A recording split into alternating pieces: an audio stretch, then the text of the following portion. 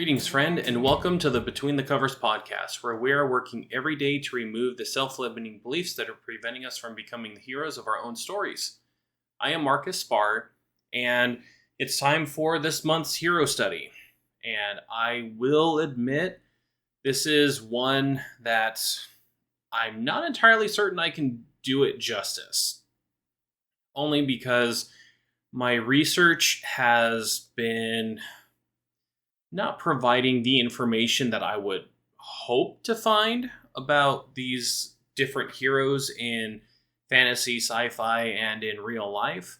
Today we are going to be talking about Ellen Ripley, and I've not seen any of these movies, and I don't intend on seeing any of these movies. I understand that they are classics. They are some of the best examples of sci-fi horror out there, and the character of Ellen Ripley is such a magnanimous protagonist that it, to a certain degree, it almost feels disingenuous to not see these movies.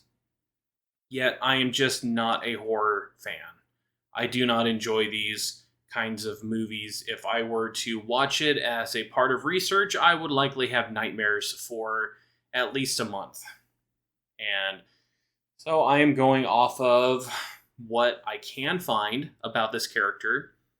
And this is coming from other individuals' takes on her. And it's very difficult to find information that isn't talking about how she is this perfect personification of the feminist icon, and that's not exactly what I'm going for here.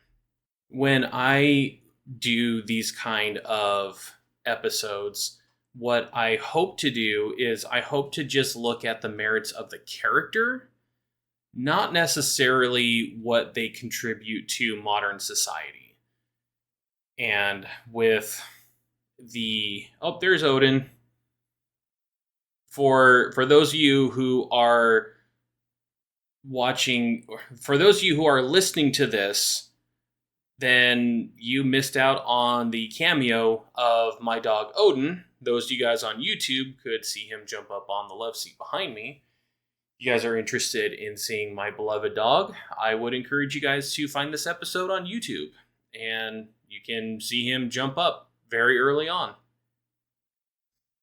All that aside, when I do this kind of episode, I want to focus just on the merits of the character, not necessarily how they are bucking any kind of societal trends or the kind of messages that they are delivering to a modern audience with the political atmosphere that we have.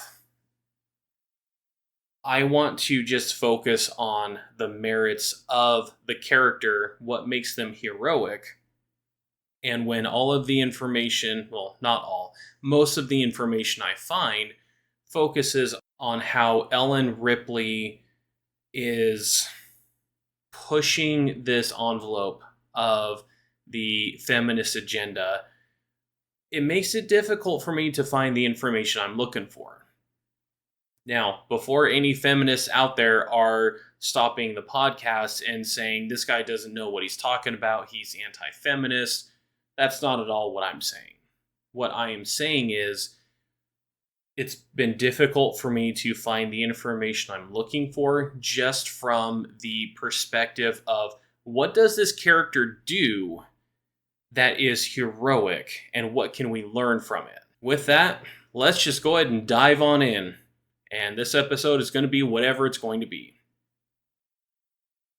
I've been getting mixed information as I have looked this up online, where people have been saying that the character of Ripley was originally supposed to be a male protagonist, and yet I'm also seeing that the first draft of it was every single character was unisex, and it was essentially up to the individuals in charge of casting for the film to determine the gender of each individual character.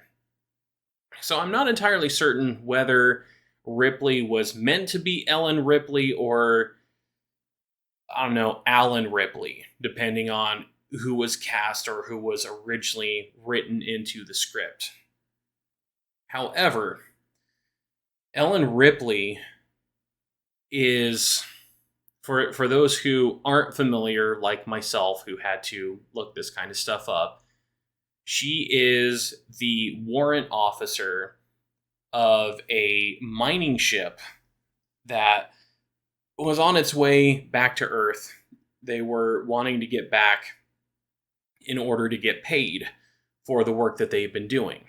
And this is an individual who is scientifically inclined, someone who is incredibly intelligent, and throughout the entire, at least first movie, was one of those who was at the discussion table for all of the big decisions that they were going to make. Without seeing the movie myself, some of the resources that I found were saying that she was effectively the second in command on this ship, on this freighter, star freighter, whatever they wanted to call it. So she was a smart and also commanding presence on the ship. And they are redirected from their original course back home in order to respond to a distress signal. They were told it was a distress signal. Turns out it wasn't. It wasn't an SOS. It was more of a stay away kind of message. And there was an individual of the crew that becomes implanted with a xenomorph. She was wanting to stick with protocol. Ellen Ripley was wanting to stick with the protocol, quarantine him, and there were those on the ship, mainly an android that was a little more nefarious, who said, no, we don't need to worry about that. And this turns into the unleashing of a xenomorph on their spaceship. The person who was carrying the xenomorph is killed in this process. And now they have this alien that has run loose. And this thing matures quickly from what I'm seeing here. In the span of the last half of the movie, at least, it goes from a baby to a full-grown adult. And I don't know the timeline that this takes place, but I'm guessing it's pretty quick that this force of nature is maturing and becoming a tormentor to the crew. And once this thing starts doing its own survival instinct, this is where everything starts going terribly wrong. In the first movie, everyone is removed by the alien, by the xenomorph, except for Ripley. And supposedly she is able to destroy the xenomorph. Through this entire process, though, what we witness is an individual who is very, very clear-headed. She is intelligent. She is looking out for the safety of the rest of the crew. And that drives her decisions. That drives the words that she says. For an individual who was not taught a whole lot about military command or how to use a weapon, she is willing to stand up to those who are indecisive about what to do. In the end, all of the decisions that she is making is to bring about the survival of herself and those who are with her. And that's something that is honorable, to say the least. When you get into the second movie, she's not believed when she tells them about this threat of this alien, of the xenomorphs. She joins a group of Marines that are going to find some colony on a moon somewhere that had gone silent, I believe. And they discover this place has been effectively overrun by xenomorphs. This is where a lot of the research that I was doing, the sources that I was looking up, they focused a lot on the first and the second movie. There is this channel called Clear Critique that does an incredible job at explaining what makes Ellen Ripley an incredible protagonist in a 6-minute video focusing on one part. And that is in the second movie. She becomes the surrogate mother of an orphan from the colony named Newt. Newt is taken by one of the xenomorphs when they were working to get off of the ship, off of the colony, wherever they were. I think they were on a ship. They were trying to get off the ship and get to safety, and Newt is captured. And now,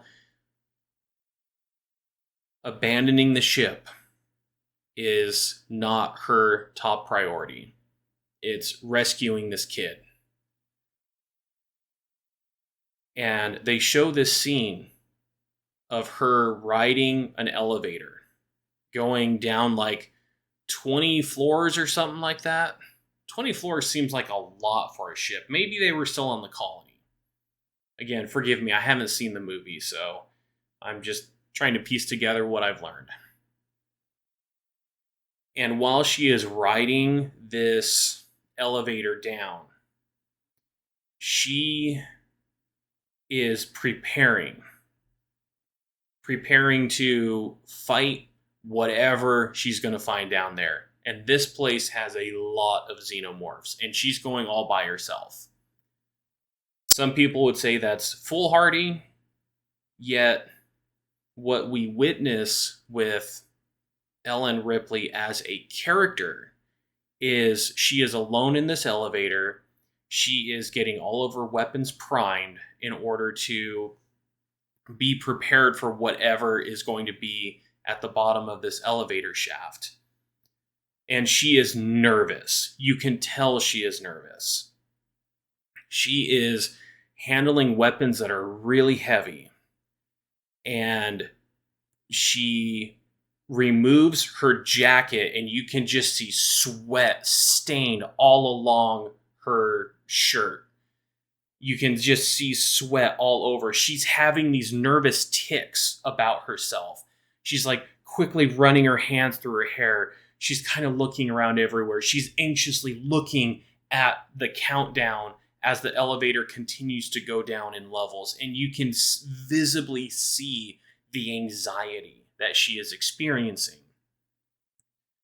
Once she has her weapons ready and she's going down the last several floors, what you experience is her just closing her eyes, taking a deep breath, and then when she opens her eyes and she looks down, she has this look of determination on her face. She is still nervous. You can tell that she is still anxious. She is afraid. And yet she is not running away from whatever is the source of the fear. In this case, it happens to be these aliens. One of the things that I found over and over representing the the personality and just the heroic nature of Ellen Ripley is how she is afraid and yet she fights all the same. In many of the sources that I was reading through, they were saying that she was a far cry from what was the stereotypical feminine role in these kind of movies. They were typically portrayed as the damsels in distress. And there was one in particular that got me to smile when I think about it, that since her character, supposedly, this was one of those where they were focusing more on the part of the script where supposedly the characters were written all as unisex, that she was running from whatever was the source of the danger, and she wasn't screaming like a typical damsel in distress. She was noticeably swearing, which is justifiable for most of us. I don't know of many people who, if they're being chased by a voracious killer like the xenomorphs in the Alien franchise, who wouldn't be swearing as they're trying to run away from this thing. There were some other sources that were pointing out how she was an every woman. She was not a chosen one. She didn't have anything really special about her. No special powers, no special training, nothing like that. She wasn't the one like the Matrix. She was a member of the crew. She definitely had her smarts. She had incredible intelligence. She was persistent. She was courageous. She was determined. She would stand up in the face of danger. And at the same time, this is something that any of us can portray. That is, these are traits that any of us can carry. We are not talking about someone, I'm going to really nerd out here. We're not talking about someone like Goku from the Dragon Ball or Dragon Ball Z, or even, I guess, Dragon Ball GT. I'm so out of the loop on the anime that he's from, who is unnaturally powerful and continues to be the strongest fighter almost regardless of what's happening. We are not seeing someone who is like Neo from the Matrix, who is the one. He is destined to be the person who is going to overthrow the machine, to destroy the Matrix. We are not talking about an individual like Gandalf or Aragorn, who one has incredible magical power, the other has what is it called? The lifespan of the Dunedain, where they live longer than most other humans. Ellen Ripley doesn't have anything like that. What does she have? She has her brains. She has apparently in the first movie, she gets the briefest of training in some military strategy and how to use a weapon. It's like she gets the crash course from some of those who are more experienced in that area. That's all that she has. Oh, that's all that she has in terms of special training. The rest is a sheer determination to survive and to protect the others. That's good English. To protect those who are around her. Granted, in the first movie, that doesn't go very well because everyone else dies. In the second movie, apparently everyone except for 4 people die, including her. And that's not a dig at all about her. That is more of the incredible force that she is pitted against. One of the other things about Ellen Ripley that I think is very crucial to talk about is how she embodies and even works through some of her own trauma within the confines of this movie franchise. What I read online is that the secondary antagonist in the first Alien movie is an android. The main antagonist, you could say, is the xenomorph, and then you have this android that is a sleeper agent. I think I saw someone refer to this android is trying to get the alien life form back to Earth so that the company that they work for is able to turn them into bioweapons and make a ton of money off of them. It was Ellen Ripley's character that when one of the investigators of this other ship, excuse you, Odin, when Ellen Ripley wanted this other individual to be put into a quarantine stasis, the android said, nope, that's not going to be necessary. As the movie progresses, as the story moves on, this android tries to kill her because she is becoming aware of what's really going on. This is when she discovers this guy wasn't a human, it was in fact an android. And they figure out what it was doing, and it effectively says, yeah, I don't envy you guys and your chances of survival against this thing, before they power it off. In the second movie, she discovers that one of the other crew members, yet another science officer, the android in the first movie was the science officer, and now you have the science officer in the second movie is also an android. She is noticeably jaded toward this character because of the trauma that she's had in the past around androids, their programming, whether or not she can trust them.